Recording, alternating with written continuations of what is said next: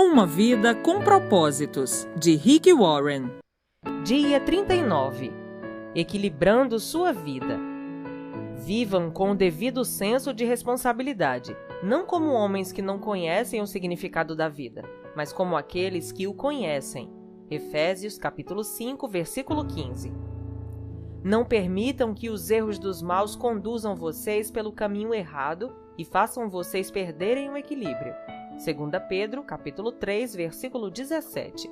Bem-aventurados os que vivem em harmonia, pois sobreviverão a todos. Uma das competições das Olimpíadas de Verão é o pentatlo, composto de 5 modalidades: tiro, esgrima, equitação, corrida e natação. O objetivo do pentatleta é vencer todas as 5 provas, não apenas uma ou duas. Sua vida também é um pentatlo, com 5 propósitos que devem ser mantidos na mesma proporção. Esses propósitos foram praticados pelos primeiros cristãos em Atos 2, explicados por Paulo em Efésios 4 e exemplificados por Jesus em João capítulo 17, mas estão resumidos no Grande Mandamento e na Grande Comissão de Jesus. Essas 2 declarações resumem todo este livro, os 5 propósitos de Deus para a sua vida. Primeiro, ame a Deus de todo o coração. Você foi formado para o prazer de Deus, então seu propósito é amar a Deus por meio da adoração. Segundo, ame o próximo como a si mesmo. Você foi formado para servir, então seu propósito é demonstrar amor a outras pessoas, por meio do ministério. Terceiro, vá e faça discípulos. Você foi formado para uma missão, então seu propósito é compartilhar a mensagem de Deus por meio do evangelismo. Quarto, batize-os. Você foi formado para fazer parte da família de Deus, então seu propósito é se identificar com a Igreja do Pai por meio da comunhão. Quinto, ensine-lhes todas as coisas. Você foi formado para se tornar semelhante a Cristo, então seu propósito é amadurecer por meio do discipulado. Um compromisso sério com o grande mandamento e com a grande comissão fará de você um grande cristão. Manter os 5 propósitos em igualdade não é nada fácil. Todos tendemos a exagerar nos propósitos que nos despertam maior paixão e a negligenciar os outros. As igrejas fazem a mesma coisa. Mas você pode manter sua vida equilibrada e estável juntando-se a um grupo em que haja incentivo mútuo à responsabilidade, de modo que você possa avaliar regularmente sua saúde espiritual, registrar seu progresso em um diário pessoal e transmitir o que aprendeu a outros. Essas 4 atividades são importantes para que a vida seja dirigida por propósitos. Se você deseja seriamente se manter no caminho certo, precisará desenvolver esses hábitos. Converse sobre o assunto com um companheiro espiritual ou no grupo. A melhor maneira de assimilar as ideias deste livro é discuti-las com outras pessoas no ambiente de um grupo da igreja. A Bíblia diz: como o ferro torna cortante o ferro, de igual modo as pessoas podem aperfeiçoar umas às outras. Provérbios capítulo 27, versículo 17. Aprendemos melhor em comunidade. Nossa mente fica mais aguçada e nossas convicções mais profundas por meio da conversação. Insisto em que você reúna um pequeno grupo de amigos e forme um grupo de leitura de Para que estou na Terra, a fim de rever os capítulos semanalmente. Vocês devem discutir as implicações e aplicações de cada capítulo. Perguntem-se: e daí? E agora? O que isso significa para mim, para minha família, para nossa igreja? O que vou fazer a respeito disso? Paulo disse: ponham em prática o que vocês receberam e aprenderam. Filipenses capítulo 4, versículo 9. Um pequeno grupo de leitura proporciona muitos benefícios que não podem ser alcançados somente por um livro. Vocês podem comentar o que estão aprendendo e discutir exemplos da vida real. Podem orar, incentivar e apoiar uns aos outros à medida que começarem a viver esses propósitos. Lembrem-se de que fomos feitos para crescer juntos, não separadamente. A Bíblia diz: encorajem uns aos outros e fortaleça uns aos outros. 1 Tessalonicenses, capítulo 5, versículo 11. Incentivo-o também a estudar a Bíblia individualmente. Registrei como notas no fim deste livro mais de 1000 passagens da Bíblia utilizadas neste livro para que você possa estudá-las em seu contexto. Leia, por gentileza, o apêndice 1, que explica o uso de paráfrases e diferentes traduções. Visando manter cada capítulo adequado à leitura diária, tornou-se impossível explicar o fascinante contexto da maioria dos versículos utilizados. Entretanto, a Bíblia foi feita para ser estudada por parágrafos, por capítulos e até mesmo por livros inteiros. O meu livro 12 Maneiras de Estudar a Bíblia Sozinho pode ajudá-lo no estudo indutivo. Faça um autoexame espiritual periódico. A melhor forma de harmonizar os 5 propósitos em sua vida é por meio de uma autoavaliação periódica. Deus dá grande valor a esse hábito. Somos orientados pelo menos 5 vezes nas Escrituras a verificar e a examinar nossa saúde espiritual. Isso está em Lamentações, capítulo 3, versículo 4, 1 Coríntios, capítulo 11, versículos de 28 a 31 e capítulo 13, versículo 5 e Gálatas, capítulo 6, versículo 4. A Bíblia diz: testem-se para saber se estão firmes na fé. Não se enganem, pensando que tudo está garantido. Criem o hábito do autoexame. Vocês precisam de evidências de primeira mão, não apenas de ouvir dizer que Jesus Cristo está em vocês. Façam o teste. Se o resultado não for bom, tomem alguma providência. 2 Coríntios, capítulo 13, versículo 5. Para manter a saúde física, você precisa ir regularmente ao médico para verificação dos sinais vitais, pressão sanguínea, temperatura, peso e assim por diante. Para sua saúde espiritual, você precisa examinar regularmente os 5 sinais vitais da adoração, da comunhão, do crescimento do caráter, do ministério e da missão.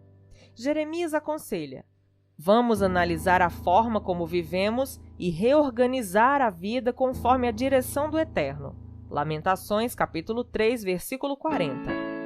Na Igreja Saddleback, desenvolvemos uma ferramenta simples de avaliação pessoal que tem auxiliado milhares de pessoas a permanecer no propósito de Deus.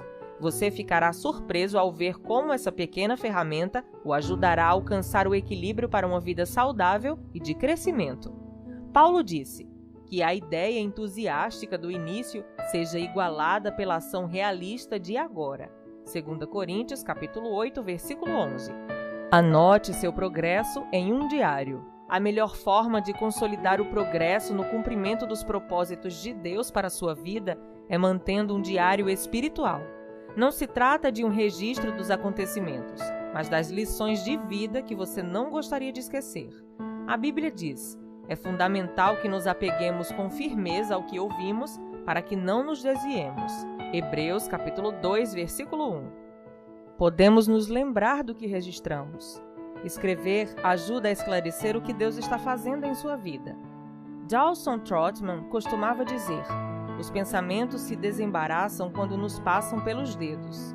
A Bíblia registra várias ocasiões em que Deus ordena a alguém a manutenção de um diário espiritual. Por exemplo, conforme a orientação do Senhor, Moisés manteve um registro da progressão deles. Números, capítulo 33, versículo 2. Não lhe deixa contente o fato de Moisés ter obedecido à orientação de Deus de registrar a jornada espiritual de Israel? Se ele fosse preguiçoso, seríamos privados das poderosas lições de vida do Êxodo. Embora seja improvável que seu diário espiritual venha a ser tão amplamente conhecido quanto o de Moisés, ele ainda é importante. Na NVI lemos: Moisés registrou as etapas da jornada deles. Sua vida é uma jornada, e uma jornada merece um diário.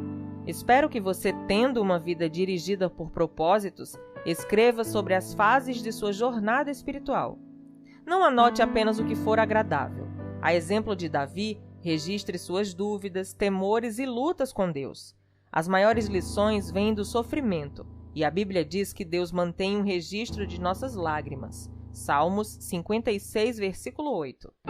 Sempre que ocorrer problemas, lembre-se de que Deus os utiliza para cumprir todos os 5 propósitos em sua vida. Os problemas vão forçá-lo a se voltar para Deus e o farão buscar uma comunhão mais íntima com os outros, construir um caráter semelhante ao de Cristo e exercer um ministério. Também vão gerar um novo testemunho. Todo problema é dirigido por propósitos. Bem no meio de uma experiência dolorosa, o salmista escreveu: "Que isso fique escrito para que os nossos descendentes saibam o que o Senhor Deus fez e para que o louvem aqueles que ainda vão nascer." Salmo 102, versículo 18. Você deve às futuras gerações a preservação do relato de como Deus o ajudou a cumprir os propósitos dele neste mundo. Trata-se de um testemunho que continuará a ser dado muito tempo depois que você estiver no céu. Transmita aos outros aquilo que você sabe. Se você quer continuar crescendo, a melhor forma de aprender mais é transmitir o que já aprendeu. Quem abençoa os outros é muito abençoado. Quem ajuda os outros também recebe ajuda. Provérbios 11, 25. Quem passa adiante suas impressões obtém ainda mais de Deus. Agora que você compreende o propósito da vida, é sua responsabilidade levar adiante essa mensagem. Deus o está convocando para ser seu mensageiro, como lembra Paulo. Agora, quero que você diga essas mesmas coisas a seguidores que possam ser designados para transmitir isso aos outros. 2 Timóteo, capítulo 2, versículo 2. Neste livro, passei a você o que aprendi com outras pessoas sobre o propósito da vida. Agora chegou sua vez de transmitir esses conhecimentos. Você provavelmente conhece centenas de pessoas que não sabem qual o propósito da vida. Compartilhe essas verdades com seus filhos, amigos, vizinhos e colegas de trabalho. Se você der este livro a um amigo, acrescente uma mensagem pessoal na página da dedicatória. Quanto mais você sabe, mais Deus espera que você use tal conhecimento para ajudar os outros. Tiago disse: "Qualquer um que sabe o que é certo a fazer e não o faz, está pecando." Tiago, capítulo 4, versículo 17. O conhecimento aumenta a responsabilidade. Transmitir o propósito da vida, porém, é mais que uma obrigação. É um dos grandes privilégios de nossa existência. Imagine como o mundo seria diferente se todos conhecessem seu propósito. Paulo disse: "Se você ensinar essas coisas aos outros seguidores, será um bom servo de Cristo Jesus." 1 Timóteo, capítulo 4, versículo 6. Tudo é feito para a glória de Deus. O motivo que nos leva a transmitir o que aprendemos é que tudo será para a glória de Deus e o crescimento do reino. Na noite anterior à crucificação, Jesus disse ao Pai: "Eu te glorifiquei na terra, completando a obra que me deste para fazer." João, capítulo 17, versículo 4. Quando Jesus orou com essas palavras, ainda não tinha morrido por nossos pecados. Então, que obra ele havia completado? Nesse caso, ele estava se referindo a algo distinto da expiação. A resposta está no que ele diz nos 20 versículos seguintes de sua oração. Em João, capítulo 17, versículos de 6 a 26. Jesus disse ao Pai o que havia feito nos últimos 3 anos. A preparação dos discípulos para viver conforme os propósitos de Deus. Ele os ajudou a conhecer e amar a Deus, adoração, e a amarem uns aos outros, comunhão. Deu-lhes a palavra para que amadurecessem, discipulado, mostrou-lhe como servir, ministério, e enviou-os a pregar o Evangelho, missão. Jesus é o exemplo de uma vida dirigida por propósitos e também ensinou os outros como vivê-la. Essa foi a obra que glorificou a Deus. Deus hoje chama cada um de nós para realizar a mesma obra. Ele não quer apenas que vivamos seus propósitos, mas que ajudemos outras pessoas a fazer o mesmo. Deus quer que apresentemos Cristo às pessoas, trazendo-as para a comunhão, ajudando-as a amadurecer e a descobrir como servir, e, em seguida, que as enviemos para alcançar outras pessoas também. É disso que se trata uma vida dirigida por propósitos. Independentemente de sua idade, o restante de sua vida pode ser a melhor parte dela, e você pode hoje mesmo começar a viver com propósitos. Dia 39. Pensando sobre meu propósito de vida. Tema para reflexão: Bem-aventurados os que vivem em harmonia. Versículo para memorizar: Vivam com o devido senso de responsabilidade, não como homens que não conhecem o significado da vida, mas como aqueles que o conhecem. Efésios capítulo 5, versículo 15. Pergunta para meditar. Qual das 4 atividades vou iniciar para permanecer no caminho e harmonizar os 5 propósitos de Deus para mim? Até o próximo áudio.